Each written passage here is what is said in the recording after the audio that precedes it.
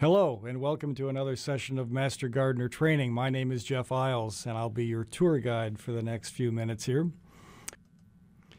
Before we do anything in the landscape, I think it's important to understand that we coexist with all kinds of things below ground. And so I always caution my listeners, my students, that before we do anything, that it's important to understand where buried utilities are. And so before you plant a tree, before you install a retaining wall, it's important that we understand where those utilities are. We've got a great system in the state of Iowa. You call them, Iowa One Call, and they'll come out within 48 hours and mark utilities. So please be safe and do that. So before we get started also, it's important to understand, or at least ask the question, why do we do this? Why is ornamental horticulture, landscape horticulture so important for us? Even in a state like Iowa. We are known in this state for corn, soybeans, and hogs, and that's all well and good, but it's also a very beautiful state. And we can also take parts of the state that maybe aren't so beautiful in urban areas and turn them into what you see on the screen before you. And so I think, like I said just a minute ago, what we do is both functional. Of course, these plants are improving the environment. They're reducing the heat island effect in urban areas. But they're also making our lives, I think, much, much better. And it's kind of fun to look at pictures like this and imagine what you might do in your own backyard. This is one of my favorite parks in the whole world. This is Millennium Park in downtown Chicago. And I show you this slide just to illustrate the fact that imagine this site without the benefit of woody plants and herbaceous plants. This was an old parking garage. At least the garden is built on top of the old parking garage.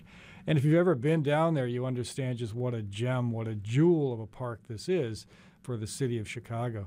So remember, this is what we're doing. We're going to talk about planting and pruning and all those good things, but the end result is this, the creation of these green spaces that improve our lives more than we can ever imagine. This is a park closer to home. This is the World Food Prize Garden in downtown Des Moines. And again, it's a little pocket park down in the middle of the city. But look what it brings to people that work and visit that part of town. So I hope I've made the point that what we're talking about here is extremely important. Other examples, this is in Ames, a business in Ames called Workiva. And they're known as a great place to work. And maybe part of that is reflected by what they do in their outdoor landscape. It's a beautiful corporate landscape with trees and shrubs, and I'm always impressed by people that can put pen to paper and design beautiful landscapes like this. I'm a horticulturist. I'm more of a plant scientist. The design part kind of escapes me, but isn't this a beautiful site? And what you'd like to come to work here every day? What we talk about today also involves some non-living elements. This is a home that I previously owned here in Ames, and that left-hand picture shows you a before shot, and the photo on the right is an after picture.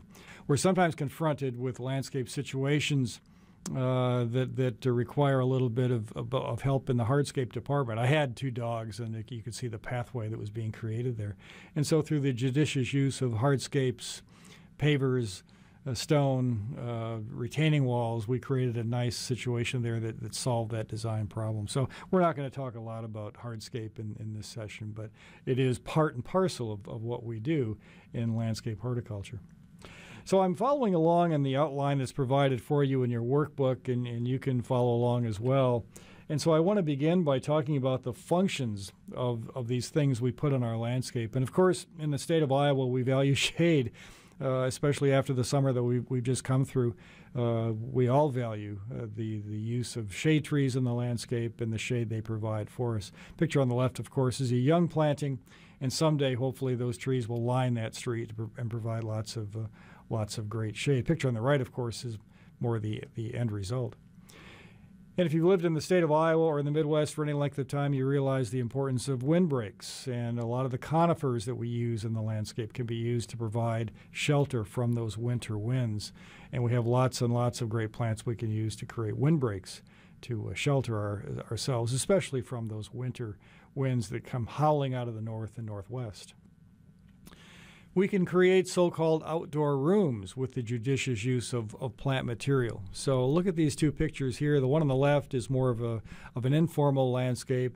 The one on the right is more formal. But look what the author of this landscape has done. He or she has used woody plants to create these small little areas where you might sit. Or, in fact, the one on the right is kind of a trick of the use of plants, whereas by creating such a formal landscape, the eye is drawn to that feature in the background. It also directs people's movements. So all kinds of neat things can be done with the use of trees and shrubs. Here's just another example of a designer that included some large shade trees along this walkway, along this roadway, and probably unimpressive at the beginning. 100 years later, look what you see there at the New York Botanical Garden. Just a wonderful use of shade trees to provide kind of an overhead effect on that road. And then, of course, we value landscape plants because of all the ornamental features that they bring to us. This is just a fantastic garden in Edinburgh, Scotland. But look at the variety of plants being used in that landscape. Now, I'm not suggesting that this is something we would each do in our own yards, but perhaps it is. But look at the combination of hardscape, woody plants, even turf grass that all come together to make a very enjoyable place to hang out. So we like woody plants, we like landscape plants for their flowers. I think that's the first thing that comes to mind, especially in the spring of the year when we go into the garden center and are smitten by all the plants that are in flower. One of my favorite flowering trees is the Eastern American redbud, and that's what you see on the screen there. But think of all the beautiful plants that we can add to the landscape that bring flowers to us, not just in the spring, but some will actually flower in summer, and a few oddballs even flower in the fall. Crab apples are one of my favorite groups of plants, and of course they bring all kinds of growth habits, shapes, fruit colors, and also flower colors to the landscape. So if you're looking to add color to the spring part of your yard, then of course we often look to crab apples. But don't forget about what plants do for us in other times of the year. And I think we miss the boat if we don't consider fall leaf color. Many times fall foliage can be effective in the landscape for 2, 3, 4 weeks. What you see on the screen here is a black maple, but there's all kinds of trees and shrubs that provide wonderful relief in the fall of the year. Some will consider fruit to be a nuisance. I tend to take a more optimistic view of plants that produce fruit. Of course, most plants produce some kind of fruit. But here's a plant called Winter King Hawthorn, appropriately named because I think its best season is in the late fall and early winter. So hawthorns generally produce fruit, but Winter King produces these bright red fruit that the birds like, but it's also a great ornamental feature. So don't always consider fruit to be a nuisance. Sometimes it's a real attribute in the fall and winter landscape. Other pictures here, of course, are the aforementioned crab apples, a red-fruited variety, cultivar in the foreground, and one that has more yellowish orange fruit in the background. Beautiful plants. Another, as you might be able to discern, I really like crab apples. And you know, the fruit display often lasts much longer than the floral display. The fruit can be effective in the landscape for up to 2 months. And just imagine all the cool things you can do with multicolored fruit or trees bearing different colored fruit in the landscape. And if you live in a part of the world like we do, where winters tend to be long, it's always great if we can include plants that have interesting bark features. We all know the Native American sycamore. That's what you're seeing on the screen now. But there are other plants that bring interesting bark to the fore. There's a plant called paperbark maple, one of my favorite small maples that can be used and has this wonderful peeling cinnamon brown colored bark. And so when you're considering plants for the landscape, take all of these things into consideration. I'm showing this picture kind of tongue-in-cheek. Many of you might be interested in providing food for wildlife. These arborvitae have been fed upon by female deer, which I guess they're providing food for wildlife. This is a problem in many parts of the state of Iowa, and perhaps you'll have other speakers that talk about animal predation. But yes, we do like to include landscape plants for this purpose as well. If you're into attracting birds and other wildlife to the yard, certainly woody plants can help us fulfill that dream. All right, so That's all well and good. We like plants. I think we can all agree to that. So what about selecting these plants? What are some things we should consider when we go to the garden center or the nursery or wherever you buy plants? What are some things to consider before making those plant purchases? Well, I like to look at site size. So perhaps you live on an acreage, perhaps you live in town and have a smaller yard, whatever. It's important that we choose plants that will fit those sites. Now, I'm showing you here two examples, and I hope they provide stark contrast.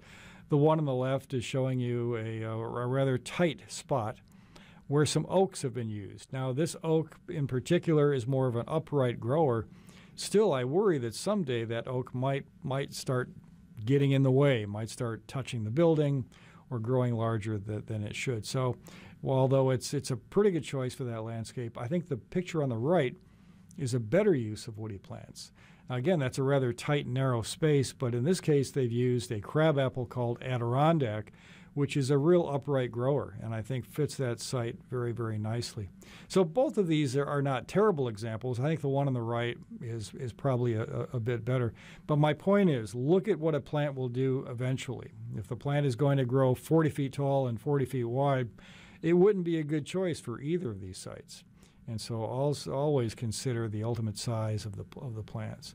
Here's an example of crabapples used on either side of this entryway. And when they were small, they probably fit quite nicely. I believe the cultivar was Prairie Fire. And if you know that particular selection, you know that it grows 20 by 20, which is much too large for the site that they've been given. So always consider size of the site. Also consider what's there in the landscape already. Now, this happens to be the very popular knoll on the campus of Iowa State University, and it's blessed with lots of large trees. And so if you're going to be adding things to this landscape, you'd want to make sure that maybe the plants are more shade tolerant. Perhaps you want to make sure that they won't begin to compete with what's there already. So if you're lucky to have a landscape that looks like this, always consider what's already there. We've already alluded to this fact, but not only below ground utilities, but look up what is above ground and never plant. I don't like to plant anything unless it's a shrub below power lines. Trees seem to have a way of continuing to grow, even though that tag of the nursery tells me that they might only grow 20 feet tall. So be careful. Be careful below overhead lines and also buried utilities. So you don't want to incur damage at the time of installation or down the road. You really don't want to have those kinds of problems. I just alluded to this also, but here's another picture to drive home that point. Consider mature plant size. Now, this is an American elm, and unfortunately it died from Dutch elm disease. And perhaps the elm was there before the homes came in, but be careful with the use of large growing trees and large growing conifers planted too close to homes. They become out of scale, but maybe more importantly, if something does go wrong, if a tree drops a branch and the tree is growing right over the house, then you have an issue. So always pay close attention to mature plant size.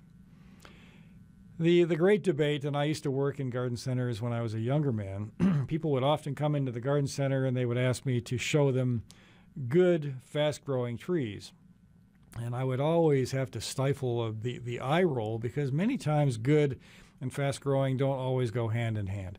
Picture on the left shows you our friend the silver maple, and we like silver maple. They're fine trees, but they don't belong 10 feet away from a house. And so I would much rather use silver maple out away from buildings or in places where they can grow and we don't have to worry about them dropping a limb. Fast-growing trees often have the problem of becoming rather structurally unsound as they get older. Some of them don't always age very gracefully. So nothing wrong with silver maple. Use it judiciously. Use it where you don't have to worry about it dropping a limb. But don't forget about those trees or shrubs that have a more deliberate growth rate. White oak, one of my favorite native trees, does grow rather slowly when it's young. And perhaps when we plant white oak, it's a tree that we're not going to be able to fully enjoy, but it is one that future generations, our kids, our grandkids, will be able to enjoy. So balance the need for fast growth with those trees that provide more longevity. Soil is extremely important, and we need to pay attention to what kind of soils we are planting into. When you look at this picture, you might scratch your head and wonder, how could you get anything to live there? And that is a problem. This is what many of us are faced with. I mean, how do you plant a tree in soils that look like this? One of the things that I worry about the most is soil pH. As you know, soils can vary from being very alkaline to being acidic. In the state of Iowa, we tend to deal with soils that are high in soil pH or are very alkaline. And when you plant certain trees on those soils, they turn yellow. So this is red maple. Red maple is not a big fan of high soil pH, and this is what you get when you plant red maple on those kinds of soils. So if you know you have high soil pH, you'd want to avoid trees like pin oak, like red maple, like bald cypress, river birch, that often turn chlorotic or yellow on these high pH soils. Sun or shade, we talked about that shady location just a minute ago, but if you're faced with a tough, hot, dry site, you'd want to use the appropriate trees and shrubs there.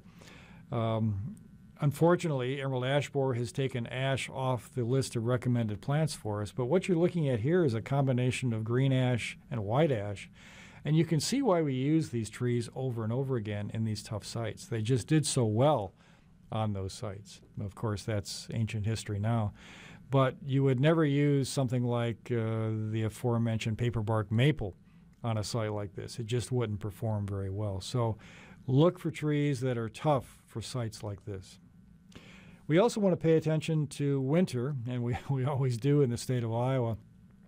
And we want to make sure that the trees and shrubs we use can stand our winter conditions. This is the very, very popular plant hardiness zone map. In central Iowa, we live in zone 5A, which means that sometime during the winter, we can experience temperatures between minus 15 and minus 20, and that, in fact, happened last winter. Of course, the further north you go, the colder it gets. The further south you go, of course, the warmer. But it's important when you go to the garden center to look at the plant tag and see that it has a plant zone, hardiness zone rating that's appropriate for the part of the state you live in. Sometimes we will have sold to us plants that are not appropriate for our zones, and we need to steer clear of those. Obviously, you want to choose plants that are resistant to insects, diseases, and other pests. These are some photos of a tree on campus, an American elm that died from Dutch elm disease several years ago. Now, the good news is there are some elms that are in the market today that show resistance to Dutch elm disease, and that's my point. When you're choosing plants, choose those that show great resistance to plant pests. The last thing you want to do is populate your landscape with trees and shrubs that have major issues. Japanese beetles, the emerald ash borer that I just talked about, has kind of changed the way that we landscape in Iowa. But there are plants that are resistant to Japanese beetles. And, of course, we're still working on finding an ash that might resist the emerald ash borer. That could be down the road a year or 2 or 5. The point is, make sure you're choosing plants that are resistant to insects and pests. Okay, so when you go to the garden center, what are you looking for? And there's all kinds of ways that you might choose to purchase nursery stock. And so in the next few minutes, we'll talk about the different ways that you might do that. One of my favorite ways, and this is kind of old-fashioned, it's old school. We used to buy, back in the day, many, many years ago, we used to buy plants exclusively bare root. That is, these plants are offered for sale to us with no soil around the roots, no containers, and hence the name bare root plants. They begin their life in a field, as you see on the left. They're dug out of the field in the fall of the year.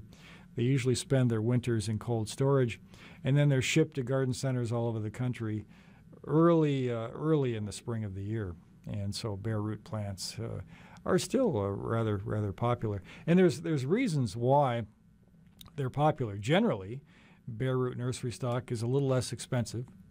And when you plant them, you always get that good soil-to-root contact because you can see the roots and you're getting the soil right around where it needs to go. They're relatively easy to transport because they're light, relatively speaking, and they're fairly easy to plant. And we'll show you some pictures here in a few minutes. So lots of reasons why bare root plants are coming back and are becoming more popular. I hate to call these disadvantages, but maybe they're more words of caution. When you're dealing with a plant that's bare root, of course, those roots are just hanging out there and are subject to environmental extremes. So you've got to keep the plants cool, moist until you get them in the ground. That means not leaving them in the car for long periods of time. If you're dealing with poor soils, heavy clay soils, planting might be difficult with bare root nursery stock. Because there's not a heavy base, you might have to stake these plants, and that's not a big deal, really. Maybe the biggest problem is the short season of availability. Typically, these plants are offered for sale in March and April, and that's all you get because it's hard to sell bare root nursery stock in the heat of the summer. There are some new technologies that are changing that. We don't have time to get into those here today, but there is that short season of availability. And of course, if you want to plant really big plants, then typically you're not going to traffic in bare root nursery stock. When you look at the bare root plants at the garden center, and some of this is intuitive, and it's hard to really describe with words on a screen, but you want to make sure the plant is viable.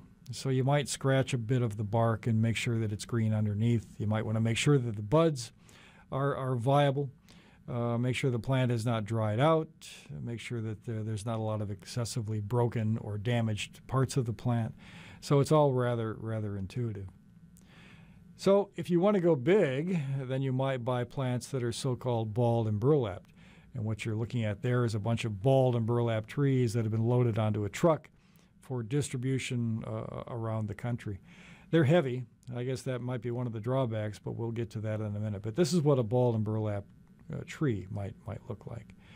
And of course, the advantages are that instant visual effect, and of course they're larger, so they're less prone to vandalism. And because of that heavy root ball, that heavy base, these plants might not require staking. But they can be difficult to handle. They're large, they're heavy. Some of those plants can weigh upwards of 300 to 400 pounds, so that could be an issue.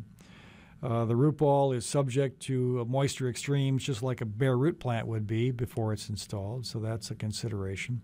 There are more steps in planting, and we'll go into that in great detail. And finally, it's difficult to gauge the water need after installation, and we'll talk about that also. So the root ball should be of adequate size. If you hearken back to that picture we just looked at, those root balls were appropriately sized to ensure that those trees, when they're installed, will have a good chance of surviving. If those root balls were the size of bowling balls, then you would have some reason to be concerned. The root ball shouldn't be broken, dried out, or too wet.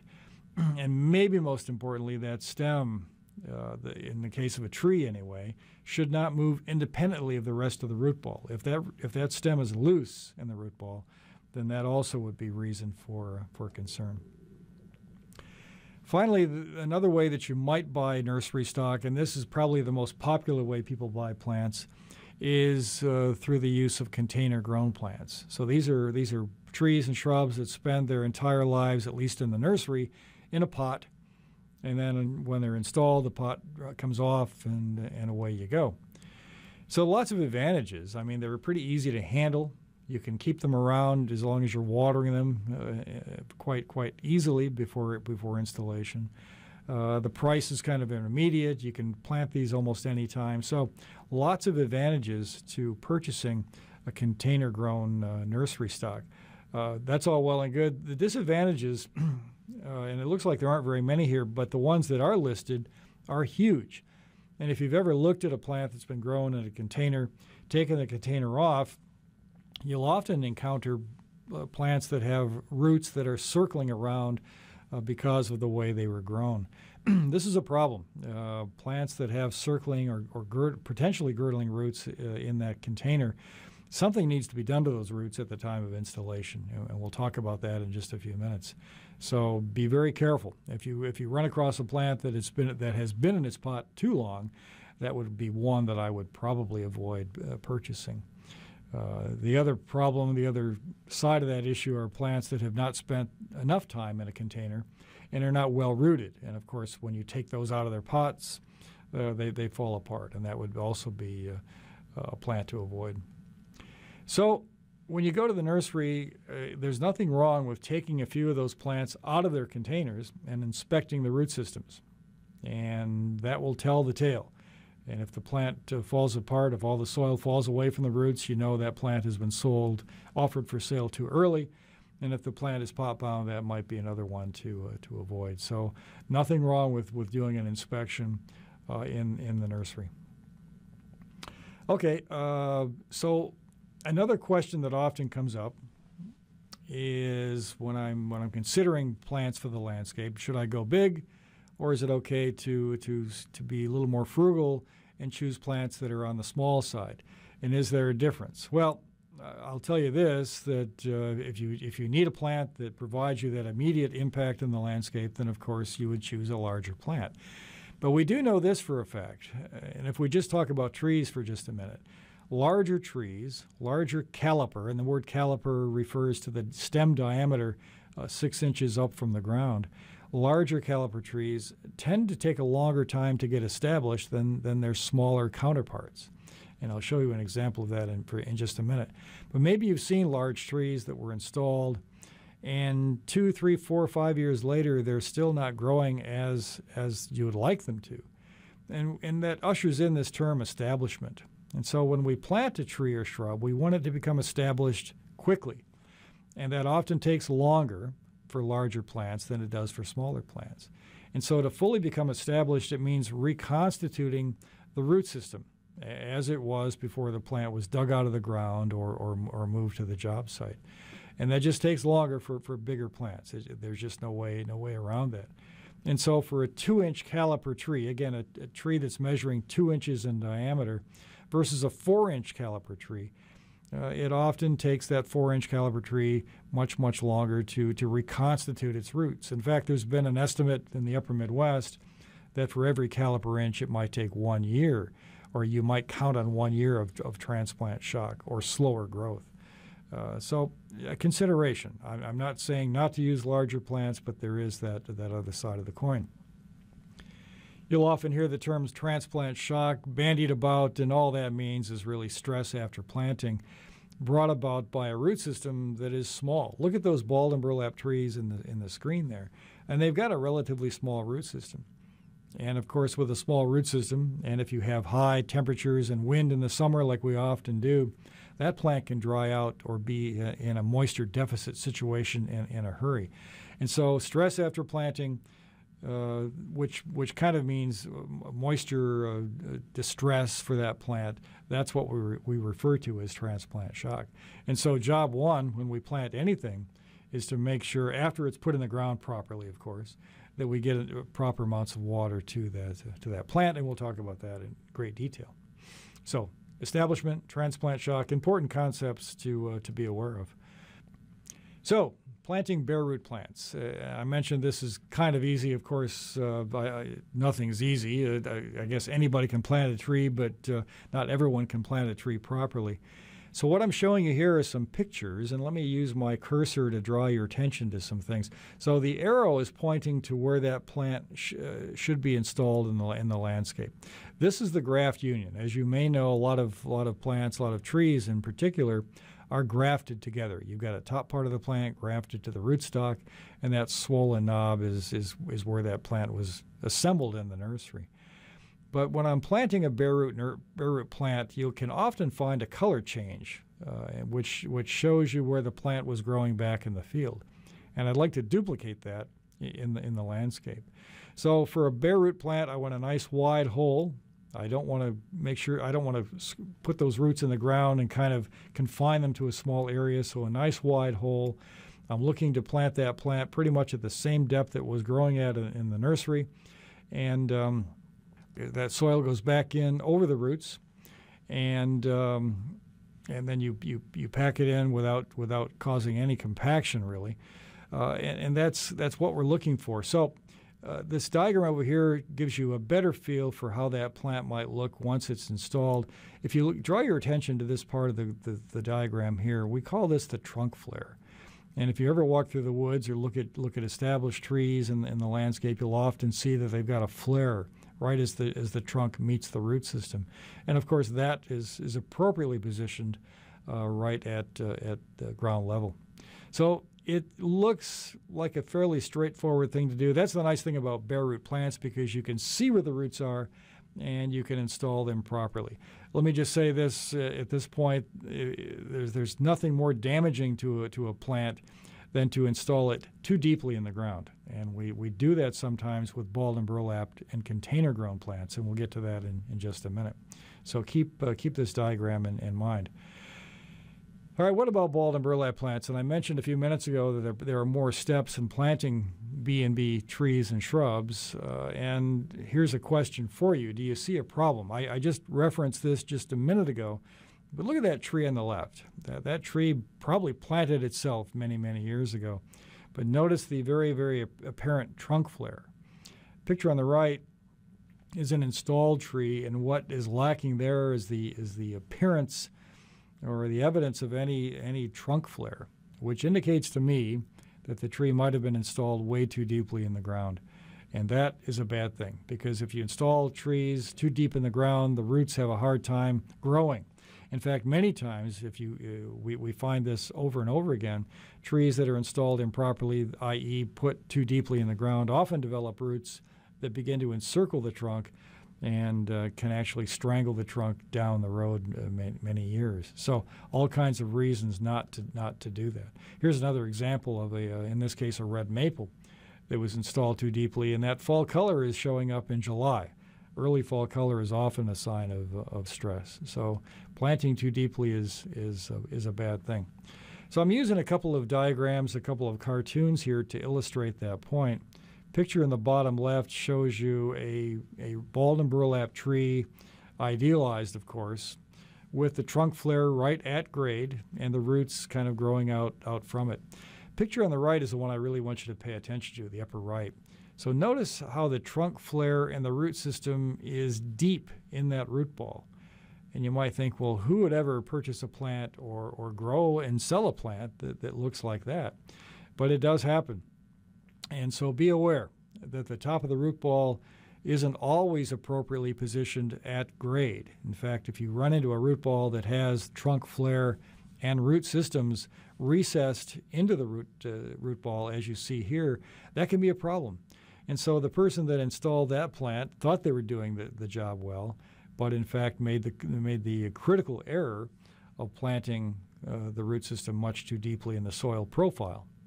So before I plant a balled and burlap tree, I like to check where the roots are, and I might use just a hanger, or in the case of these cartoons, we're using some surveyor pins to probe the top of the root system non-destructively to find out where the roots are. Of course, with a bare root plant, you can see where the roots are.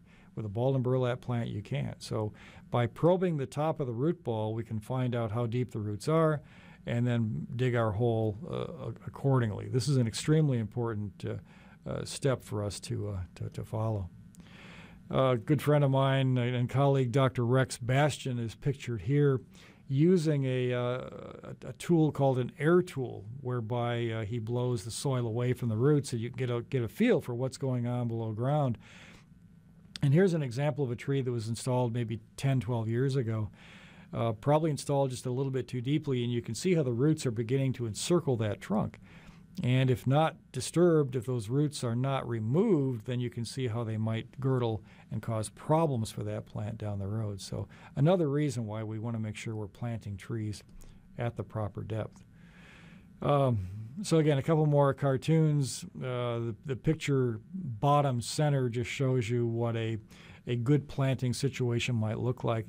The upper left picture shows you one of those really deficient root balls where the trunk flare and the roots are too deep in the root ball. Notice how the root ball has been elevated out of the ground to compensate for that. And of course, that was something you might do. Picture on the right, again, shows you an idealized situation where everything is going well.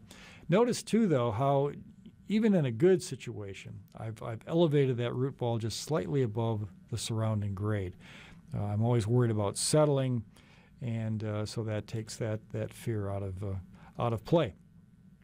You have this diagram in your notebook, and I won't spend a lot of time talking about what you can already read, but these are some of the basic highlights of proper tree planting, and of course this can apply for shrubs as well. But notice that the width of the hole, it's about 2 to 3 times the diameter of the root ball. Notice how the root ball is sitting on solid ground. I don't want it settling after the fact. And of course, I have dug the depth of the hole to reflect where the trunk flare is and where the roots are. I don't want to belabor that point, but that's extremely important. Also note that I'm using soil dug out of the hole as my backfill. Now, I live in a brand new housing development, and I know full well how bad the soils can be in some of these new housing developments. And so there's lots of interpretation here. In fact, we could spend hours talking about backfill soil. That would make for a pretty boring couple of hours. But bottom line is I try to use as much of that native backfill as I can within reason. If the soil comes out of the hole in chunks, I'm probably going to use some compost, some topsoil, and blend that in. So you've got to be practical here. The point is that there really are no huge advantages to using a lot of fancy amendments. So use as much of that native soil as you can, but if it's just too hard to work with, then of course you have to do what you've got to do. What else can I show you here? The mulch was something we'll talk about a bit later on. Maybe most importantly is what to remove from that root ball. So balled and burlap plants are typically wrapped in burlap, held together by twine and a steel or metal cage. And of course, what I don't want to do is I don't want to restrict root growth after the fact. And so once the tree is in the hole, I like to remove as much of the wire cage as I can because I don't want it interfering with root growth. I want to also remove as much of the burlap as I can because I don't want water to be deflected away from that developing root system. And of course, anything surrounding the trunk needs to come off, twine, string, whatever, because that could also be a girdling problem down the road. So make sure you take those things off at time of installation. This picture is almost identical, except it shows you a tree that is planted rather shallowly, and this demonstrates what you might do in a really poorly drained heavy clay soil. There are some conifers that don't appreciate those kinds of soil conditions, and therefore you'd want to plant them high in order to avoid improper drainage issues or poor soil oxygen conditions. So planting high is sometimes a way we can get around planting in heavily compacted soils. Unfortunately, it's all too easy to find pictures like this. This is a tree that was professionally installed, and notice that the cage was left on, some white plastic was left on. Just a real bad example of tree planting. What about planting container-grown plants? I alluded to this just a minute ago, and of course, this is what we all fear. On the left, a pot-bound plant, or on the right, a plant that didn't spend enough time in the container and has fallen apart on us after we've taken it out of the container. So what do? Well, keep in mind that if we don't disrupt that root system that we just talked about, we end up with what you see on the left. I mean, this is a situation that is untenable. And we talked about stem girdling roots, and you can see as the trunk diameter increases how these roots could begin to choke, in essence, that tree. And it often happens 10, 15 years down the road. So again, something has to be done to break up those roots at the time of installation. And over here, you can see what's been done: a sharp knife, a pair of pruners. But whatever you can do to break up that root system at time of installation would be time well spent. The term interface, of course, is one that I pound into my students' heads, and I'd like you to at least understand that the soil type that the tree is grown in, tree or shrub is grown in, is usually different than the soil type in the backfill, and certainly different than what appears in the site soil. And water doesn't move across these types of soil very easily. That's why we're going to spend a lot of time about watering here in a few minutes, and water has to get here because this is where the roots are. But water doesn't travel very easily across these interfaces. So that's another hidden problem when dealing with container-grown plants. What about these backfill amendments? I think I've made the case that a lot of amendments don't do you any good. In fact, the research that's been done tells us that adding a lot of fancy backfill doesn't help the plant get established any faster or improve our chances of success. So remember those words of caution. Use them if your soil is horrible, but just imagine if you used this soil as your backfill. This is a very light organic soil and would be of a dramatic difference in texture than what appears in the root system or in the surrounding site soil. You want to try to avoid the creation of those strong interfaces between these different soil types. In fact, here's a diagram that was published a couple of years ago by Dr. Carl Whitcomb, who is an ISU alum from several years ago. But he told us, and he reminds us in this diagram, that water often moves from these coarse soils to finer soils. And so here's an example of a backfill that was unamended. And of course, we're always going to be losing water from this soil to here. But look what happens in an amended soil. We have a soil type here that's different from this soil type, different from this one, and water continues to migrate from the root system outward.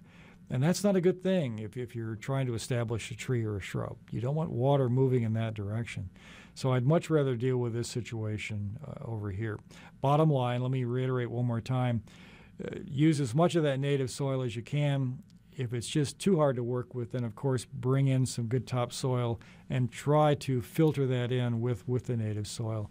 And I think you'll avoid some of these hidden problems as it relates to soil interfaces. All right.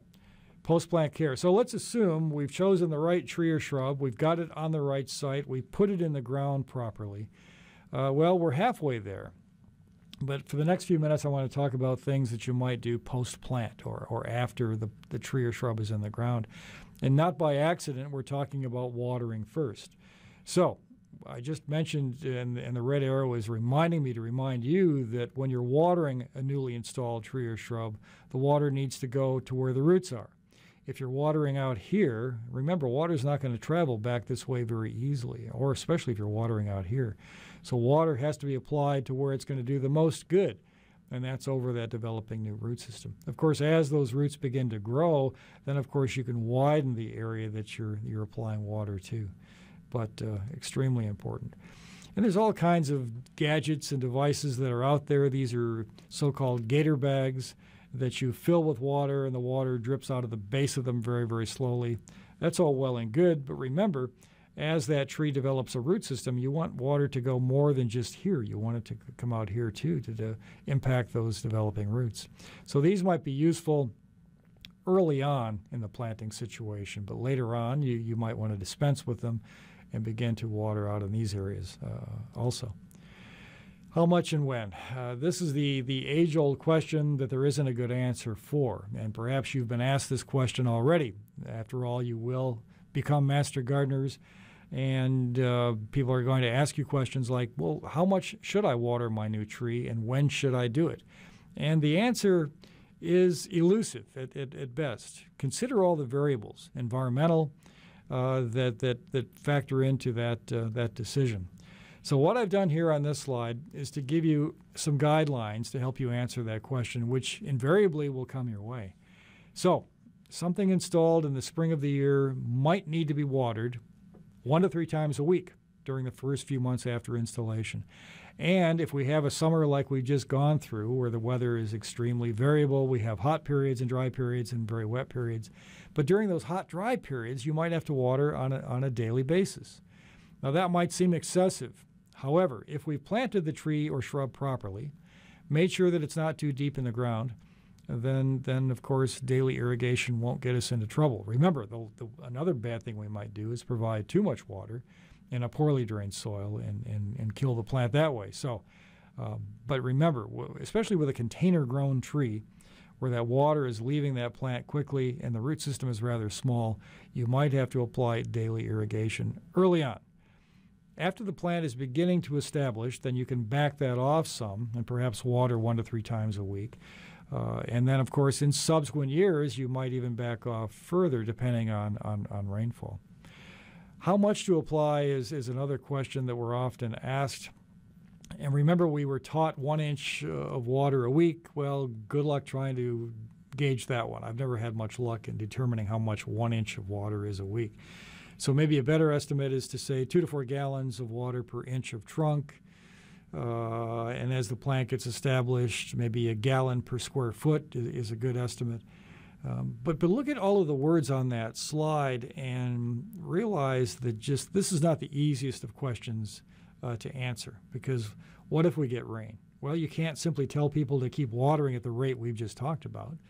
Or what if your soils are heavy clay? You might have to back off on the rate and on the frequency. If soils are more sandy, you might have to step it up. So this is not an easy question to answer. One way to help kind of spread out or alleviate the highs and lows of soil moisture is to use an organic mulch. I really like that picture on the left. That guy has really gone overboard maybe with mulching, but I like his intent.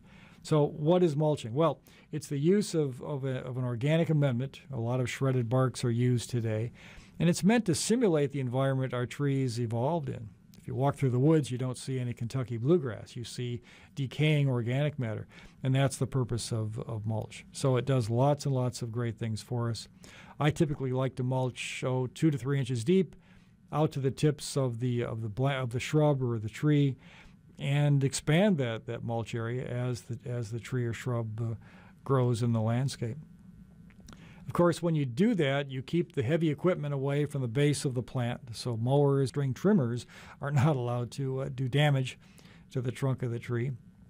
We also find that root growth of the desired plant is much more vigorous under mulch than it would be under grass. Turf grass, for all the good things that it does for us, is a competitor with that new tree or shrub. So lots and lots of great reasons to use that 2 to 3 inches of organic mulch.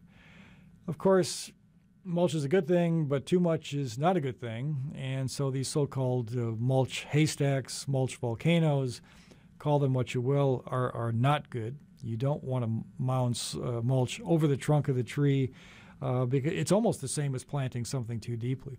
So don't do this. Remember, 2 to 3 inches, spread out to the tips of the branches. Keep it away from the trunk if you think that's important. I'm not sure 2 to 3 inches of mulch will ever get you in trouble. But try never to do what you see on the slides here. All kinds of materials are out there. There's all kinds of dyed mulches, shredded bark, wood chips, whatever. But I think they're all fine products. Just try not to use them to excess. What about pruning? How much pruning should we do at the time of installation? I guess my short answer here is to take care of structural flaws, take care of things that are wrong, and then stop. Because remember, those branches are holding stored food for that plant, and the leaves that arise from those branches are producing food for the plant. So the last thing we want to do is overly thin or overly prune a plant at the time of installation. So that diagram on the left, you can see there's a tree with a multiple leader. You might want to take care of problems like that. Remove broken branches, remove crossing branches, and certainly in the case of trees, and we'll talk about this later, avoid the temptation to limb a tree up or to take the lower branches off too soon.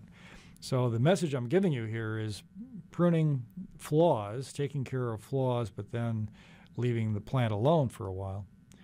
And these are some examples of obvious flaws. And in fact, these are some examples of trees you would never purchase because they're so they have such poor structure.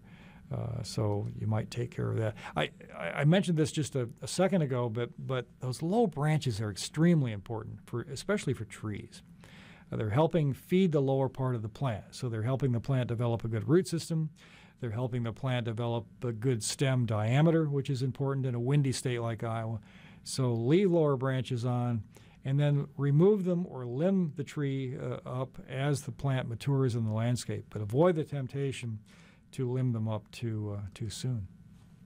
So, what do you think of this situation here? These are newly planted trees on a boulevard planting, and they've been staked, and they've been staked rigidly so they can't move. What do you think about that? Well, I'm leading you on here, but of course, tree staking is important in this case. But using wire through a garden hose is not my favorite way to stake trees. And immobilizing trees is also not a good way to stake plants. So I'll try to explain to you what I'm getting at here. Here's another example of something that I hope you never run into. This is August the 3rd. The year was 2013, but would you agree with me that fall color on August 3rd is probably not a good thing to see in the landscape? And it's not a good thing, and it's caused by this. This was a tree that was staked to help the tree get established, and the stakes were never removed, and so what you're seeing here is a debilitating girdling injury, which has caused the plant to go into stress. And the last time I went by that tree, well, I don't think it was there anymore because of this issue. So staking is sometimes necessary, but make sure you go back and check those stakes and remove them after an appropriate amount of time. And I would rather use materials that don't run the risk of girdling into the trunk of the tree. So strips of cloth, there's all kinds of things in the nursery trade. Even nylon stockings I find to be very, very effective materials for staking plants. I don't want anything I use or wrap around the trunk of the tree or shrub to cause injury. So keep that in mind. Other examples of staking gone wrong: former master gardener Lisa Harmison, and I've used this picture for years, but it shows you a tree that was staked too rigidly, and then it eventually just broke off at that point. So I think the message is pretty clear. Stake when necessary, and not all trees need to be staked, but stake them if it's necessary, and then make sure you check on those stakes 6 months, no more than a year later, to make sure they aren't causing trouble for you. And unfortunately, there's all kinds of examples of improper staking out there. Finally, what about this material here? This is a paper tree wrap that you'll often see sold in garden centers, and the purpose is to prevent what you see on the screen. We call that sun scald damage. And if you look at certain trees, certain smooth bark trees like linden, like maple, they will often develop this portion of dead tissue on the south or southwest side of the trunk of the tree. And forever, we have used paper tree wrap in an effort to slow that down or prevent it from happening. I think the jury is still out as to whether paper tree wrap does any good at all. I find that proper water management and leaving lower branches on trees is probably a better way to prevent sun scald damage. In fact, the only scientific paper I can point to tells us that proper watering after installation probably has more to do with preventing sun scald than using a paper tree wrap. So use it if you think it might be beneficial, and it may be. On certain species in these open, windswept areas, perhaps there's a reason to use it, but don't forget the importance of watering and leaving lower branches on trees. And I leave fertilizer to the end, again, not by accident, just like we talked about watering right at the outset. The last thing I worry about after I've installed a tree or shrub is providing fertilizer. Many times that plant doesn't need it, can't use it, and in fact could cause problems for me if I overdo it.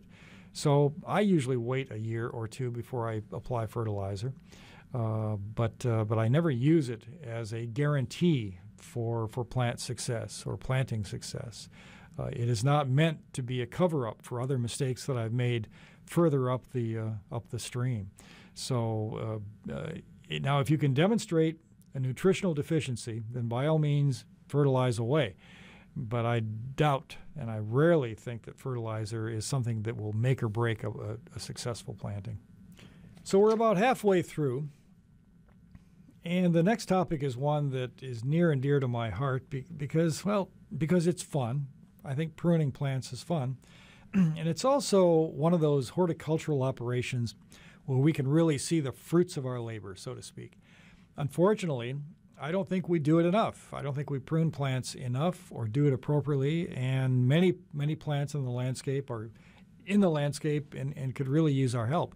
Because if we don't prune our plants, as the slide shows you, they'll often prune themselves, and they don't always do a very good job of that on their own. So they need our help. We brought them out of the woods, and so it's up to us to make sure that they're pruned properly. We're going to start with a discussion of shrubs, and of course, this is a picture of a very beautiful garden in the country of England, and we call this topiary. Of course, I'm not advocating that you do this in your yard because it's a high maintenance feature.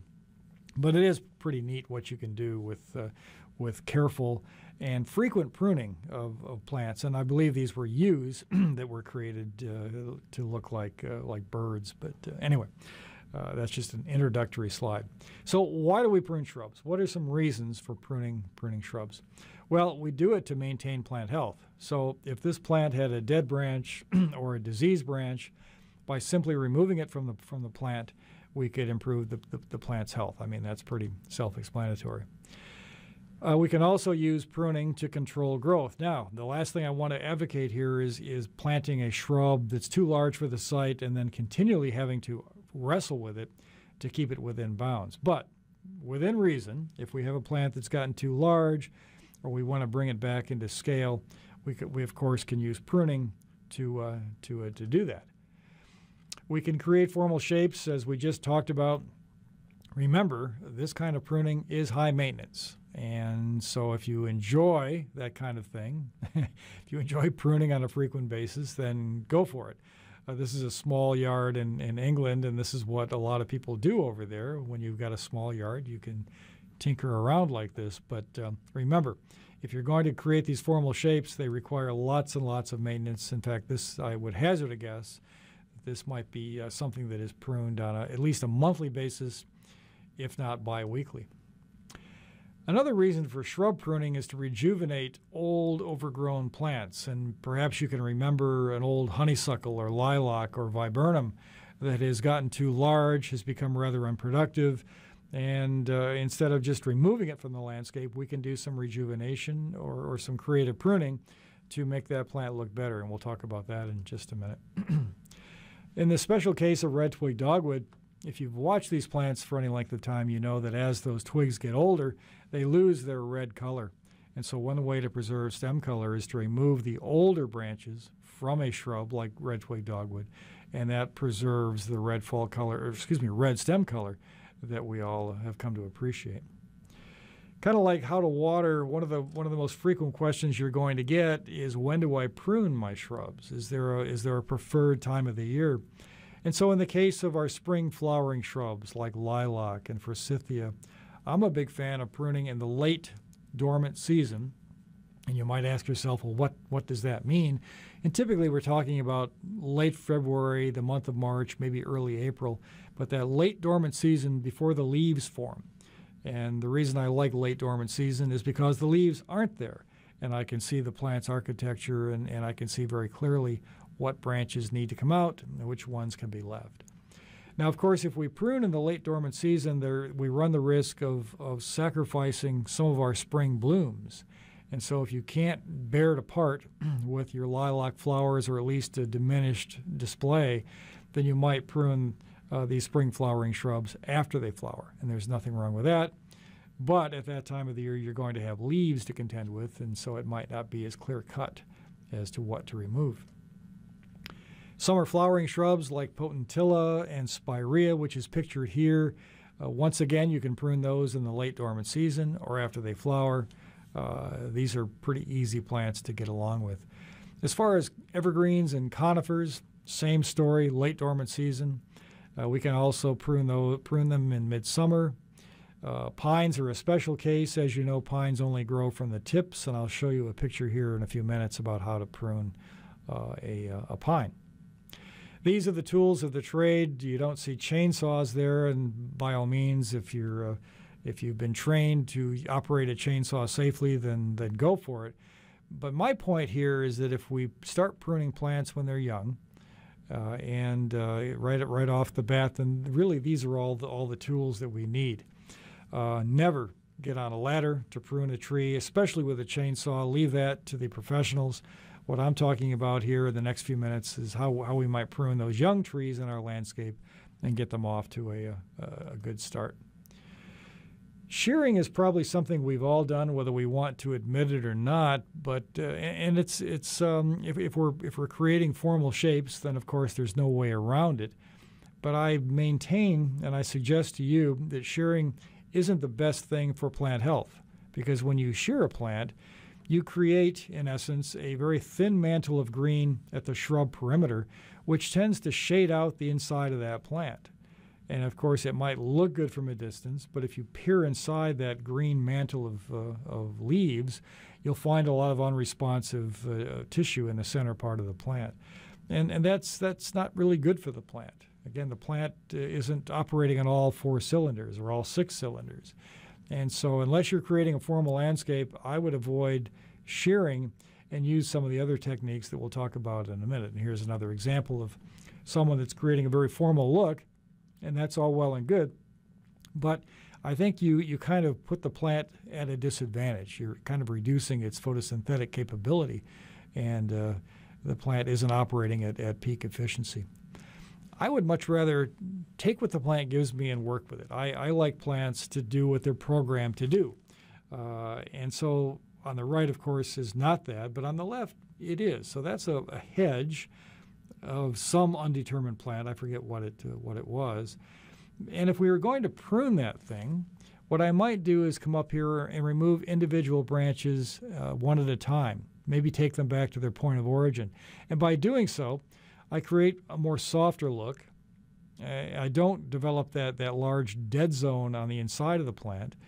And I work with what the plant gives me. I don't alter the plant's shape. I keep it in bounds. I control it, but I let it do what it's programmed to do. And I think that's a far better way of pruning plants. So again, it's a little hard to pick up in this picture, but if I deem that this plant is a little bit large or too large, getting a bit out of bounds, I'm going to take each of these branches back to their point of origin. Now, with that said, that's a much more time-consuming operation than simply getting out the head shears. But if the plant had a say in it, it would probably appreciate that more judicious, exacting way of pruning. Couple of terms. Heading cuts are cuts made right above a bud. So it's hard to see in this little cartoon, but there's a bud here, and I removed this part of the shrub back to a bud. We call that a heading cut. And the end result is an invigoration of what's left. So when I prune here, all the other buds below that bud come to life, if you will, and it has more of an invigorating effect. Thinning cuts, on the other hand, are taking a branch back to its point of origin, just like we talked about in that previous slide. Thinning cuts have the end result of opening the plant up, of making a healthier plant, and not having that same invigorating effect. I just think it's a much better way to handle our shrubs. So, consider that this might be the example of the old overgrown lilac that we spoke about just a minute ago, and this is what it might look like, and this is the kind of an after effect. So thinning out, or so-called renewal pruning, has us going in and removing older canes, older stems, right back to their point of origin.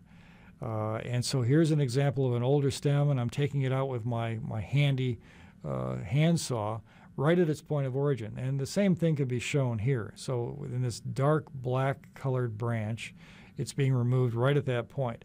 What this operation does is it thins the plant out, allows for better light penetration, takes care of any rubbing or crossing branches, and really in a way also has a shortening effect on the plant, makes it a little more compact and smaller. And if we do this operation on an annual basis, then we can keep the plant looking good almost indefinitely. It's only when we forget to prune or start skipping years, that's when we get ourselves into trouble. So I think you can all envision or remember plants in the landscape that look like this. And remember, by simply removing 2 or 3 or 4 of those older canes right at the ground, we end up with this, which is a far better look for a plant like lilac or forsythia or viburnum. Many of our spring flowering shrubs respond very well to this kind of thinning out or renewal pruning. So here's an example of a lilac, and you can just, this is a lilac under my care, and I'm embarrassed to say that, but you can see where I might come in and remove some of these older canes. And it's going to have a shortening effect on the plant, but also is going to open it up and make sure that I have foliage right to the base of the plant. Remember, one of the reasons plants begin to thin out, it's a light effect or the lack thereof. And so if I'm thinning the plant out, allowing light to penetrate, then I'm going to have a much healthier looking plant. Rejuvenation pruning refers to the fact or the operation where I take a plant and I pretty much just cut it back to the ground. Now, I've seen that done with lilacs. I'm not a big fan of doing that. I'd much rather do renewal pruning on lilacs. But on plants like spirea, and that's what's pictured here, or plants like potentilla, we can cut those back to within 6 or 8 inches of the ground, and it actually benefits these plants tremendously. When they do begin to grow in the spring of the year, they come back nice and full, thick, and because they flower on current season wood, there's no danger of cutting off all the flowers. And so for plants like ornamental grasses or spireas or potentillas, so-called rejuvenation pruning is a very good way to handle them. And of course, this is the late dormant season. This is probably a nice sunny day in March where that operation can be carried out quite effectively. Evergreens are another story altogether. This is a yew, and I want to draw your attention to this picture here. So the plant is probably in the wrong spot. It's going to want to get bigger than that site that it's been given. So if I want to slow it down or keep it within bounds, instead of shearing it, I'm going to take each of these individual branches and cut them back to their point of origin. And it's just like that thinning or renewal pruning we talked about a minute ago. So instead of shearing, I'm taking each of these back to their point of origin, and it's going to create a plant that's smaller. It will not create that thin mantle of green that we talked about in large dead zones on the inside. And it's just a really good way of handling plants like juniper and yews. Another example of a sheared yew, remember, none of us have time for that. What about the case of pines? In fact, a pine that you might have run across in your travels is a plant called mugo pine, and they're often sold in garden centers in cute little 1-gallon containers, but we often see them growing into large monsters like you see on the right there. So is there anything you can do to make the plant smaller or slow it down and to avoid that picture on the right? Well, what you can do is either buy a dwarf mugo pine, and there are some selections that are much slower growing and have much smaller statures, or in the spring of the year, and we call these candles, in the spring of the year you can take that candle and remove about half of it by simply snapping it off. Typically we do this in the month of June, and what you've done effectively is remove part of the growth for that particular year. So all you're going to get this year is what you see pictured there. And so it's a way to make the plant look more compact. It's a way to slow it down and perhaps keep it in bounds for longer periods of time. Of course, the ultimate solution is to choose plants that will not outgrow their site. And I forget the name of this selection, but there are many, many mugo pines. In fact, there are a lot of conifers that are mutations of their parents that stay at much more manageable sizes. We call them garden conifers or dwarf conifers. If you're creating a hedge, the simple word here is to make sure that the base of the hedge is broader or wider than the top. And it's all about that light thing. We want light striking the plant from all directions. And we find that if the base is wider than the top, then light is going to hit that plant more effectively. If you have this situation here where the top is wider than the base, the top tends to shade out the base, and this can become rather thin down here. So we always want to aim for this conformation here. Another example of a small arborvitae hedge that has a wider base. Broadleaf evergreens, we don't live in a part of the world where we use a lot of broadleaf evergreens, but I'm talking about things like rhododendron. A PJM rhododendron is one that we do use in the state of Iowa.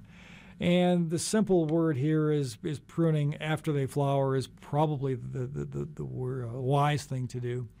We never want to prune before flowering because that's why we use these plants. We use them for their wonderful flowers.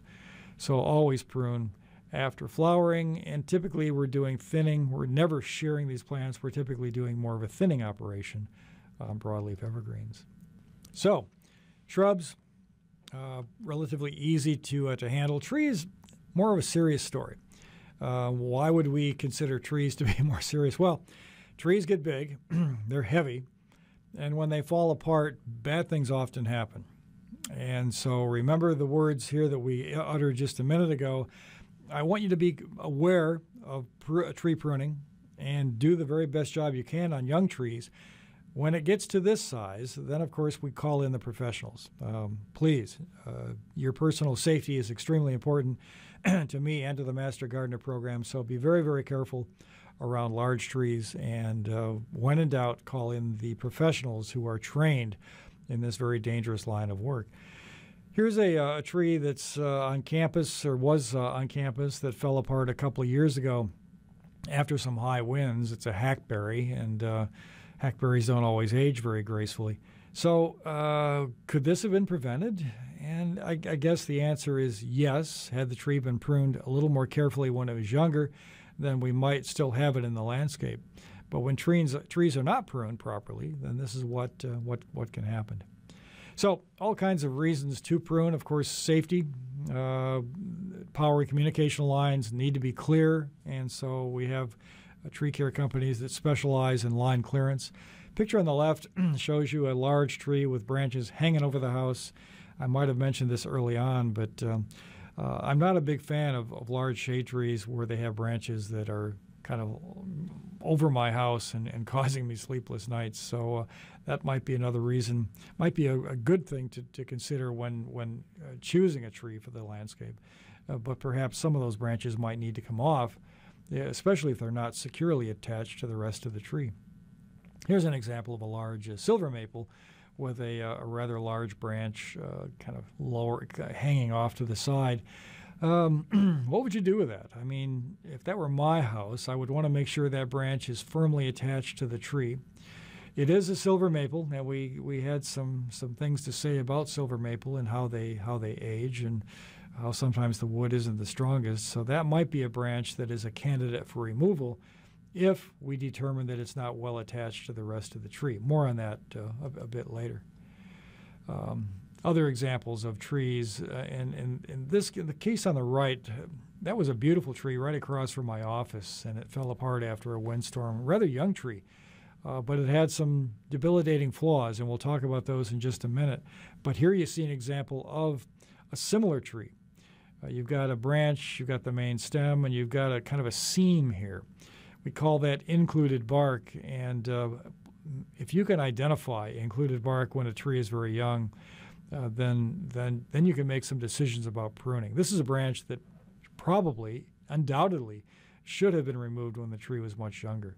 Now it would leave a pretty big hole there if you took it off, but that kind of a branch formation draws my attention, and that's the same thing that was evident over here before the tree fell apart. We never want to compensate for root loss. Remember, we talked about pruning young trees, and the last thing we want to do is over prune a young plant, because those branches and those leaves are doing valuable work for us. And so just because a tree has been dug out of the ground from a nursery and the root system is small, we never want to compensate for that reduced root system. That new tree is depending on those branches and on those leaves. So never over prune a tree at the time of installation. Of course, storm damage always requires immediate attention.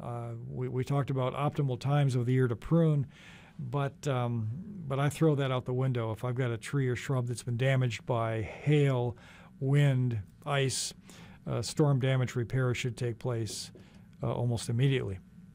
So the timing issue, just like with shrubs, comes up with trees. And it might be, well, I want to get to that in just a minute, but maybe the best thing to do is think about that late dormant season. That worked for shrubs, it also works for trees. Primarily because I can see the plant. I can see the architecture, the leaves aren't there getting in the way, and I know exactly what needs to be done. If that doesn't work for you, then you can prune immediately after flowering, and even summer pruning has become a popular time of the year to do pruning.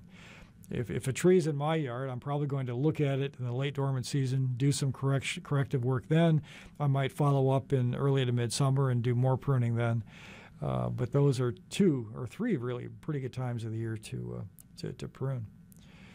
Might be easier to say when not to prune, and I try not to prune during the time of bud break and leaf expansion. So usually this occurs sometime in mid to late April. As buds are breaking and as leaves are growing, the bark has a lot of water in it, and it's so easy to tear at that time of the year. So I try to avoid that time of the year. I try to avoid the fall when plants are getting ready for winter. Many times when we open a plant up in the fall of the year, you might get some winter damage, so I avoid fall. And finally, I try to prune, or try not to prune. In fact, I never prune trees like oak and elm when there might be the chance of disease gaining entry into that tree if I open it up with a pruning wound. So in the case of oak, there's a disease called oak wilt, and it's vectored or moved around the landscape by a small insect. And so the last thing I want to do is prune oaks in the growing season where that insect might find that open wound and transmit a disease to the oak. Those are some special cases. This is what bud break looks like. The buds are growing, and remember that bark just tears so easily at that time of the year. And I just mentioned oak wilt, and notice that oak wilt really has found a home here in the state of Iowa. And so in general, we just don't prune oaks during the growing season. In fact, we only prune them when they're dormant, and so that's a very, very important special case. So many of you have done pruning undoubtedly, and I want to just go back and review some of the steps, some of the best practices for pruning. And the question here is, where would you take that branch off? How would you remove it? And of course, the red line shows you an approximate where that branch should be removed. And why there? Why am I emphasizing removing the branch at that point?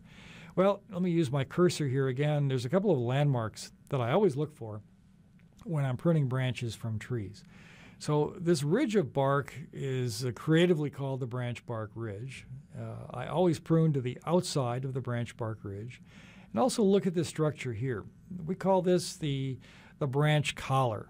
And it's actually trunk tissue that grows out around that branch every year and pretty much locks it into place.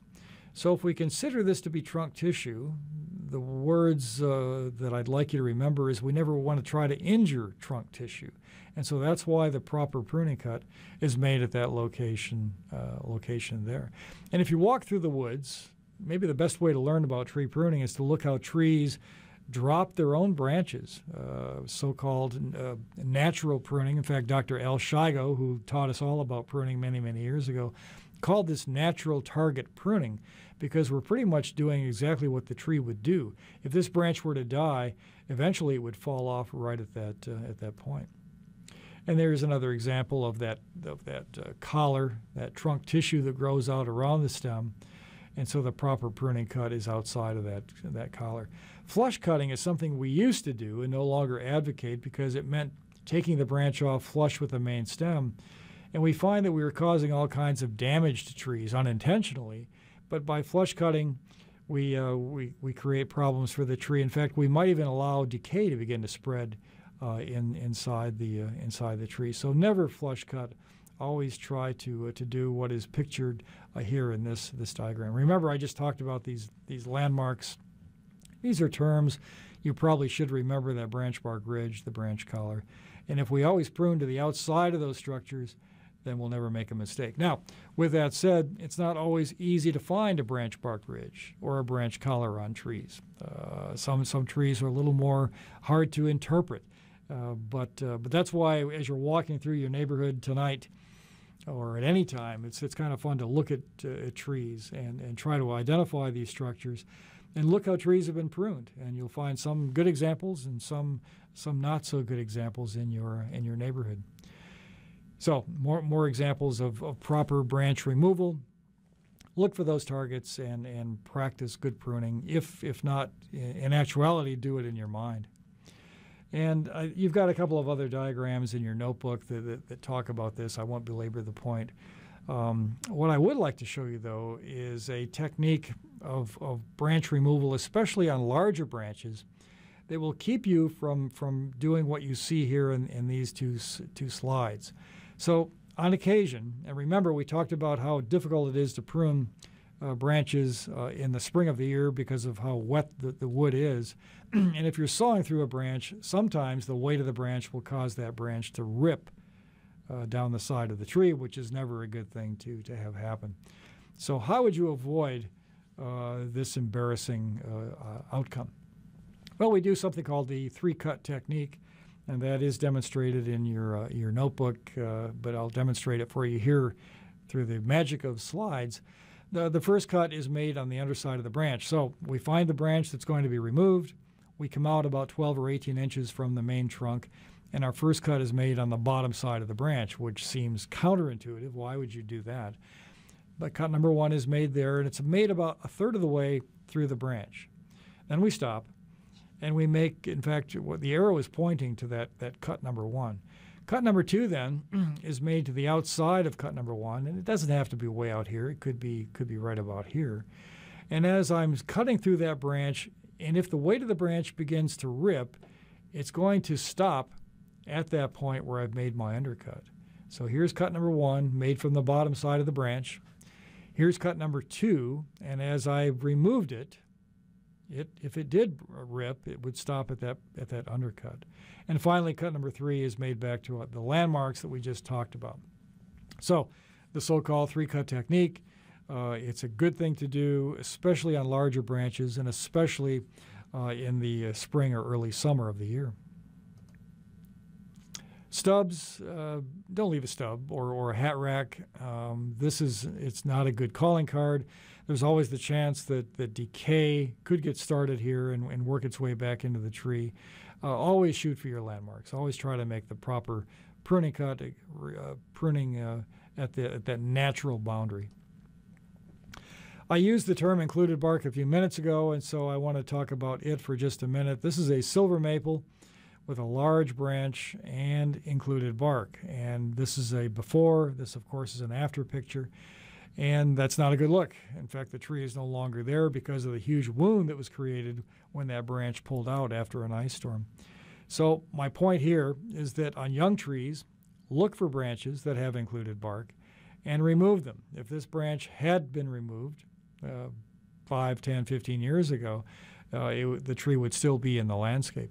But this is a sign of weakness. Remember, there's no branch bark ridge, there's no collar to hold that branch in place. You simply have kind of bark on bark connection here, and it's a very weak attachment. And it's no surprise that this was the end result. More included bark. This is a young maple with included bark here and here, another maple here. So if we look at this picture here, it begs the question, okay, what would you do for that tree? How would you fix it? And of course, the snarky answer would be, well, that problem should have been corrected back in the nursery, and it probably should have been. In fact, in the garden center, if I'm looking at trees to purchase, I'm going to avoid that one because there is no easy way to handle that situation. Both of those branches probably should be removed, and if I do that, I'm going to probably take away 2/3 of my canopy, which is not a good thing to do for a new tree. Picture on the right might be an easier one to solve, but that branch should be removed, this one here, because that is included bark. That branch is poorly attached, and if something isn't done, then Mother Nature will have her way with that tree, and it's not always a very good outcome. More included bark. So I hope I've made the case that trees are not all equal, and by looking at landmarks, branch bark ridges, branch collars, we can determine if a branch is well attached to the tree. And if we find included bark on a young tree, then we need to do something about it, or we end up with situations like this. Not easy to remove a branch with included bark. It's not easy to get your saw here and make that cut. So many times, if we have a branch with included bark and a very acute branch angle here, we have to start the pruning cut here and meet up here. And that takes a little bit of careful eyeball work. It can be done. So I'm going to probably do my 3-cut technique, my first cut here, my second cut here, and my third cut starting here and working my way back that way. And hopefully the end result looks like that. If we've done a good job, then the wound should look like this. There should be a donut, a complete ring of so-called callus tissue that forms around that wound. And that tells me that I have not violated the tree's boundaries. I've stayed outside of the collar, and tells me I've done a good job. If my pruning wound looks like this, then it tells me that I've probably gotten too close, that I might have committed the crime of making a flush cut.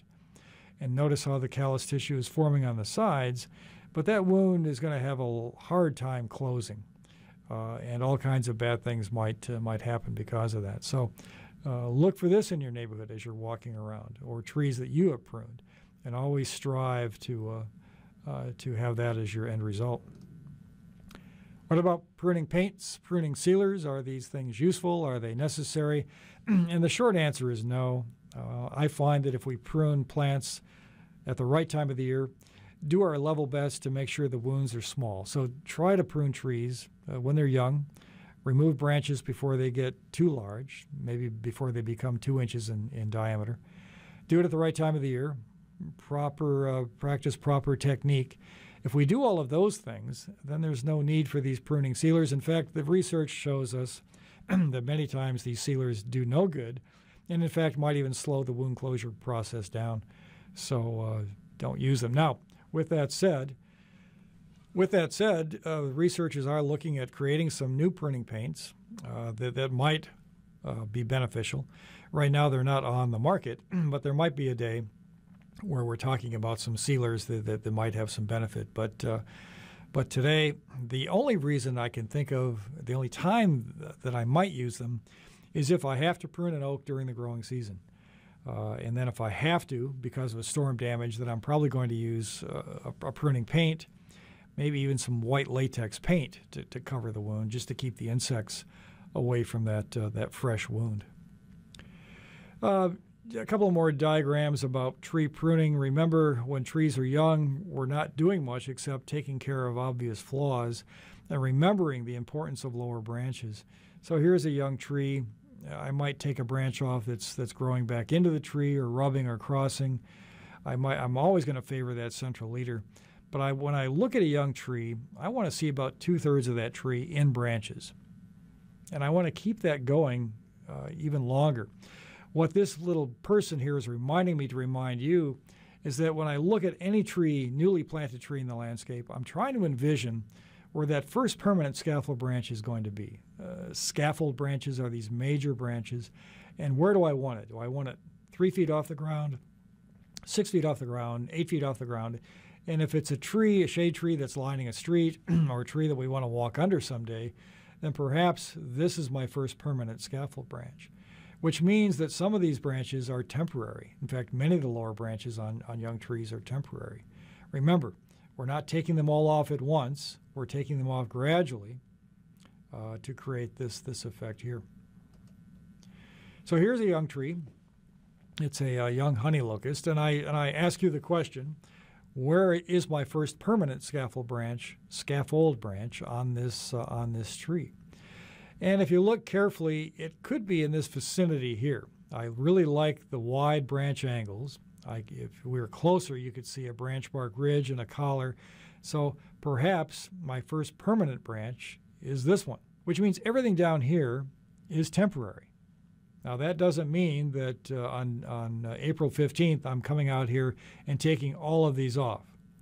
Remember, that would devoid the tree of much needed nutrition, the leaves and the branches that are helping that tree get established. And so I might remove a few of these in the spring. I might even shorten a few of these, but leave them in place. But the end goal, the words I'd like you to leave here with thinking about, is that it's a gradual process. I'm not taking all these branches off at once, but it's a gradual process with the end result, the end game being that these are my permanent scaffold branches. What do you think of this tree? This is a young maple. And remember, what I want you to do is think down the road. What is this tree going to look like in 15, 20, 30 years? Obviously, it probably will need to be limbed up someday, but look at the spacing of those branches inside the canopy. If you did no pruning at all, you would have a real mess on your hands. Those branches, each of those branches, will be increasing in diameter. And if there isn't some thinning done, well, then you'd have a tree that probably falls apart under its own weight. Maples have this habit of having buds that are opposite each other. And so what I might do, let's just assume that this is where my first permanent scaffold branch is going to be. I might leave this one here, remove this one, leave this one and remove this one. And you can see what I'm doing. I'm alternating my big branches up the tree, and they're kind of spiraling around that tree like spokes of a wheel. If we were to look higher up in the tree, we would look for a central leader, but I want good branch spacing, and I want those branches kind of spiraling up the tree and staying out of each other's way. Remember, this pruning stuff is not done once and then you're done. It's really an operation that needs to be done on an annual basis, and sometimes, as I alluded to, maybe twice a year, especially for young trees. What about the case of suckers and water sprouts? Suckers is that growth that comes from the base of the tree. Water sprouts is more of that rank growth in the canopy. Is there a best time of the year to remove those? And we find that removing suckers and water sprouts in midsummer is a better time to do it, because they don't come back quite as vigorously. If you prune them off in the spring of the year, it seems like 2 weeks later they're right back in your face. So I try to aim for that midsummer season to remove suckers and water sprouts. Street trees, if you get a chance to help your communities with street trees, then I applaud those efforts. Remember, what you're trying to do with a street tree is maintain clearance off the street and off the sidewalk. Each city has its own rules about that, but typically maybe 13 feet off the street, 8 or 9 feet off the sidewalk. And that requires that these lower branches eventually come off. So keep that in mind. This is a autumn blaze maple planting in Ames, and those trees are doing a really nice job along that street.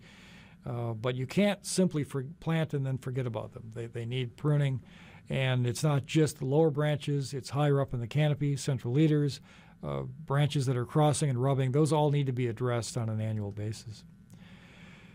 I hope no one in Iowa is performing topping anymore. Once in a while, there's a renegade out there that does this kind of thing, but tree topping, in short, is not recommended. Topping is pruning. It's really tree butchery when you get right down to it.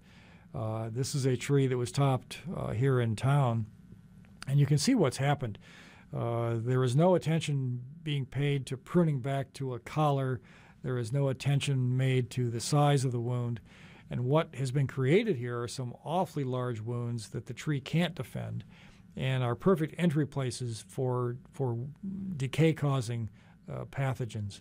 And so look what the tree does on the right. The tree valiantly tries to reproduce or produce tissue that can support itself.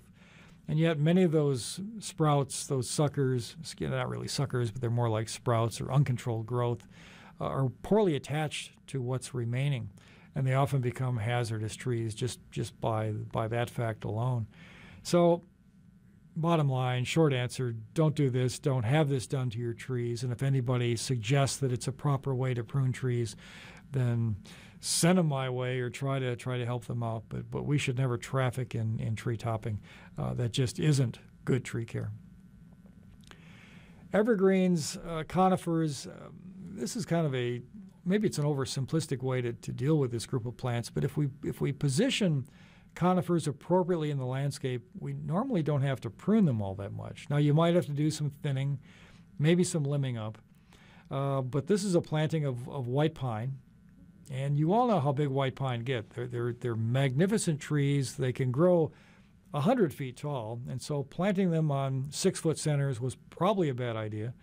And you might have to do some thinning here. And that, by thinning, I'm talking about taking every other one out, or maybe every third one out, or maybe most of them out.